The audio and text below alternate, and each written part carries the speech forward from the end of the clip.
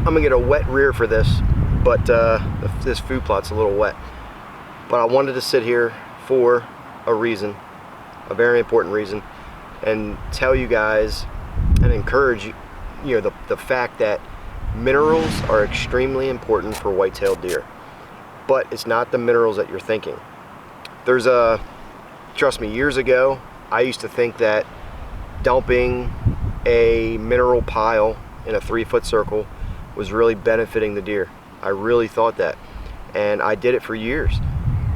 But there comes to you know, a point where you just learn and you research things, and you just learn how deer get nutrition. And deer don't get nutrition from a 3-foot circle by dumping granular mineral in the dirt, forcing the deer to eat dirt.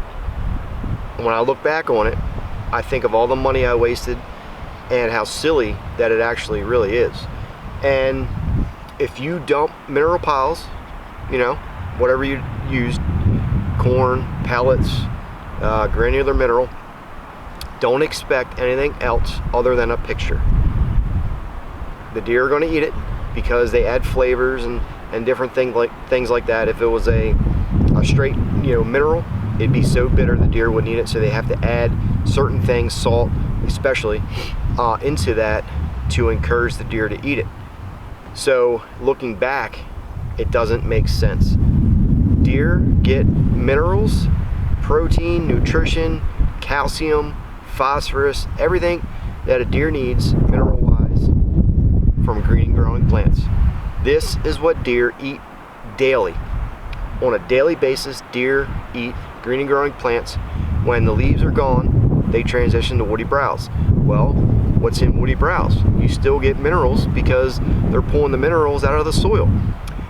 Food plots are supplemental feed. Browse is there year round. That's why when you truly want to benefit a wild, free-ranging deer, it is so important to have as much natural browse on your property as possible. And including woody browse, shrubs, bushes, briers, food plots. Food plots can provide a massive amount of nutrition, especially minerals, if they are done correctly. With soil samples, adding lime to boost the pH, which builds calcium. Antlers are calcium in the soil gives it to the plant, and then the plant gives it to the deer. This is how nature works. This is how wild, free-ranging deer get minerals. They are so important for antler development, body, that just the overall health of the deer. Now, if you're planting a little 1/8 acre food plot, it's probably not going to do a whole lot. But if you can expand on that, when you start getting up to the acre, the acre and a half, 2 acres, 3 acres, 5 acres, and you do it the proper way with soil samples, amending the soil with pH, fertility levels, and micronutrients, straight 100% micronutrients into that food plot, you just created a giant mineral lick, basically. Instead of forcing deer down to a 3-foot circle, forcing them to eat dirt, which is not natural. And it's really that simple. So there's through marketing and things like that, people they want a quick fix, thinking that when you dump that mineral on the ground, you know, people will argue this all day long because they're paying for it. You know, in their mind, they're thinking, wow, if I buy this mineral, you know, granular mineral on the ground or in a bag that's got this huge buck on it, and this TV celebrity hunter is using it, I'm putting it out, I'm benefiting the deer. That's what people think, and that's what I thought years ago. But when it comes down to it, you're really not doing anything, okay? Deer consume 4, 5, 6 pounds of food per day, every single day.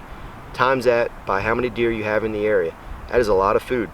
So you need to improve the habitat of your land through food plots, hinge cutting, hack and squirt methods, whatever, you know, select cuts, whatever you have to do on your property to increase food value.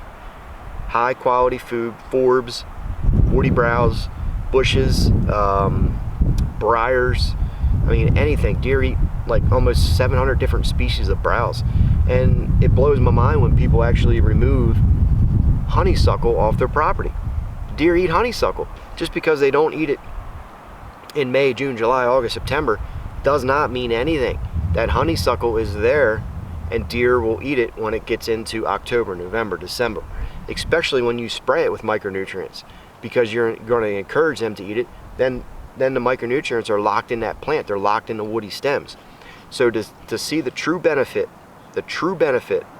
of deer health, nutrition, focus on green and growing plants. Stop using granular mineral. Not to mention, most granular mineral is illegal now in most states anyway. Focus on foliar feeding micronutrients through green and growing plants. You'll see night and day difference through proven, simple facts. You cannot debate the fact that deer get nutrition through green and growing plants. It's not even debatable. It's just, looking back, it's common sense. Deer, I was turkey hunting this morning, and deer, I couldn't push them out of this food plot. This food plot has a perfect pH, perfect fertility levels, sprayed with micronutrients, sprayed with foliar fertilizer. You couldn't get them out of the plot. I was turkey hunting in a blind back there, and they just wouldn't leave. I was just standing over there. I filmed the video through my cell phone, and I was standing in this plot earlier shooting a video.